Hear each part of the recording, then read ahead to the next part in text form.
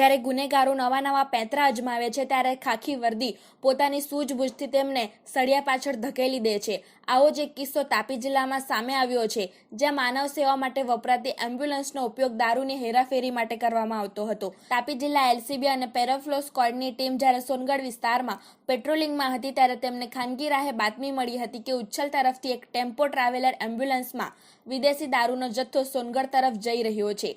આ બાતમીના આધારે પોલીસે ઉચ્છલ સોનગઢ નેશનલ હાઈવે પર પાંખરી ગામની સીમમાં નાકાબંધી કરી હતી। એમ્બ્યુલન્સની અંદરનું દ્રશ્ય જોઈને પોલીસ પણ ચોંકી ઉઠી હતી।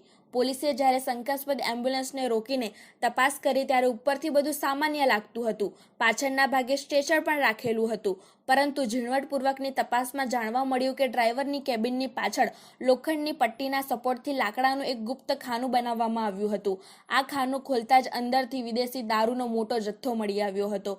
પોલીસે આ ઓપરેશનમાં કુલ 11,37,000નો મુદ્દામાલ જપ્ત કર્યો છે। આ ગુનામાં પોલીસે રાજસ્થાનના સોજત જિલ્લાના વતની રામચંદ્ર આત્મારામ માળીની ધરપકડ કરી છે। આ કેસમાં અન્ય 2 આરોપીઓને વોન્ટેડ જાહેર કરવામાં આવ્યા છે અને આગળની તપાસ ઉચ્ચલ પોલીસને સોંપવામાં આવી છે। બ્યુરો રિપોર્ટ, તાપી સ્વરાજ ન્યૂઝ, તાપી।